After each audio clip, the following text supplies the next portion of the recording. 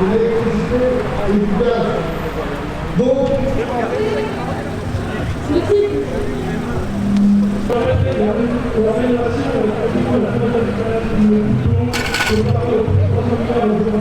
la lutte des personnels avec l'organisation syndicale, les élus et les citoyens a été payante et nous avons gagné.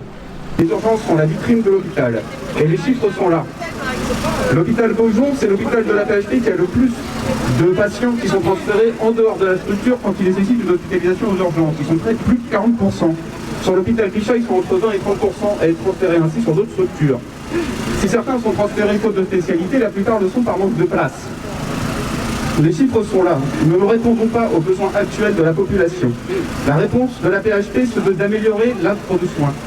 Quel cynisme quand il s'agit en réalité de supprimer 300 lits et réduire l'accès aux soins sur une seule structure. En pleine pandémie, que se passe-t-il? Ils ferment 7600 lits en 2018, en 2019 qui se rajoutent à l'ensemble des lits qui ont été fermés. C'est inadmissible, on ne peut pas l'accepter. Aujourd'hui, nous devons nous battre, continuer à se battre, pour que plus d'aucun lit ne soit fermé, plus aucun hôpital. Et qu'est-ce qu'il fait le gouvernement? Eh bien, il continue sa politique. Quelle politique? Celle qui est mise en place depuis de nombreuses années. Celle qui a été mise en place aussi par Mme Buzyn pour l'hôpital 2022. Pardon. Dont l'objectif est de fermer 400 à 500 lits pour les transformer en hôpitaux de proximité. Ça veut dire des hôpitaux avec des murs, plus personne à l'intérieur, puisqu'ils vont supprimer des services d'urgence, de maternité, mais aussi de chirurgie. Ça, on ne peut pas l'accepter. Il y a une première chose insupportable, c'est qu'on ne ferme pas des hôpitaux comme si c'était uniquement des murs. Quand on dit on ferme Bichat et Beaujon, c'est pas seulement des murs, c'est pas seulement des listes, c'est des soignants, c'est des expériences. On ne remplace pas comme ça des expériences d'un coup. Vous le savez comme moi, même quand depuis 30 ans, à force de ne pas vouloir investir sur Beaujon et Bichat, eh bien on a voulu progressivement affaiblir leurs capacités. Mais on peut les moderniser. Ces deux hôpitaux sont parfaitement situés. Ils sont situés dans la ville de Clichy, ils sont situés près du périphérique, là où il y a toutes les voies de circulation possibles pour justement permettre d'atteindre un hôpital. En échange, ils nous disent quoi?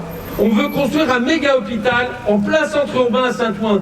Il n'y a plus nulle part en France où on construit des méga-hôpitaux en plein centre urbain, déjà saturés en termes de voies de circulation, déjà saturés en termes de transport en commun, déjà saturés, j'allais dire, par toute une activité normale en centre-ville.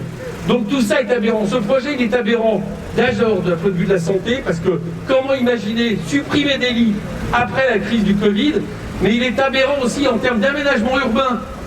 Voilà, nous devons donc le faire échouer. Pour ma part, je m'oppose évidemment frontalement à ce projet. Je pense qu'il y a la place pour Beaujon et Bichat modernisés, plus un hôpital de taille modérée dans le sud-ouest de la Seine-Saint-Denis. Il n'y a aucune concertation. On ne prend pas en compte les besoins en termes de soins, d'offres de soins, de besoins de santé. On ne prend pas en compte ce que disent les personnels. Et ça, c'est d'abord ce qu'il faut dénoncer. Ce qu'il faut dénoncer encore, c'est que tout ça, ça se fait sans aucune concertation. Il n'y a aucune démocratie sanitaire dans ce pays. C'est vrai avec Macron au pouvoir, c'était vrai hier avec les gouvernements précédents.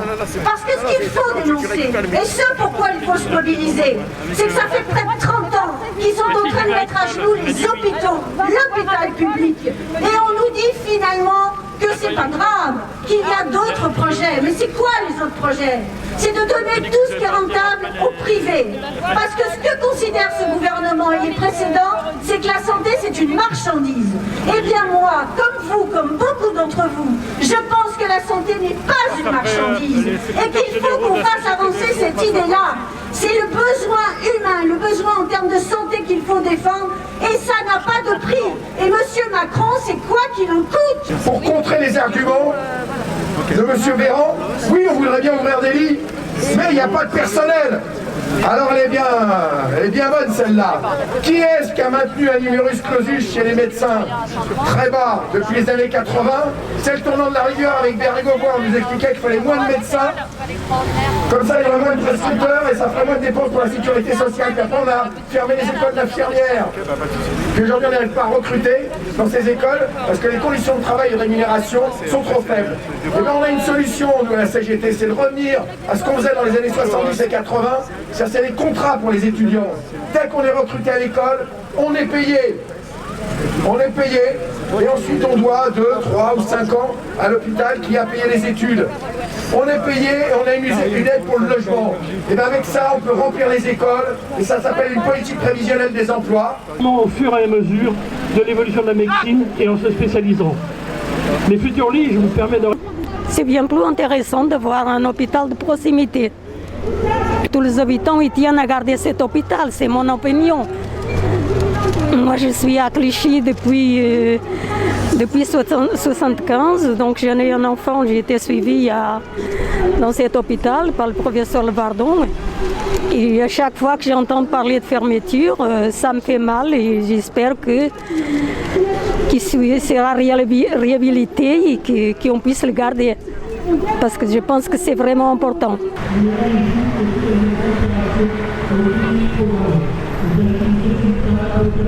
Effectivement, l'hôpital Beaujon, les gens ils sont très attachés ici et historiquement. Et sa disparition constituerait un désastre en plus de la crise sanitaire.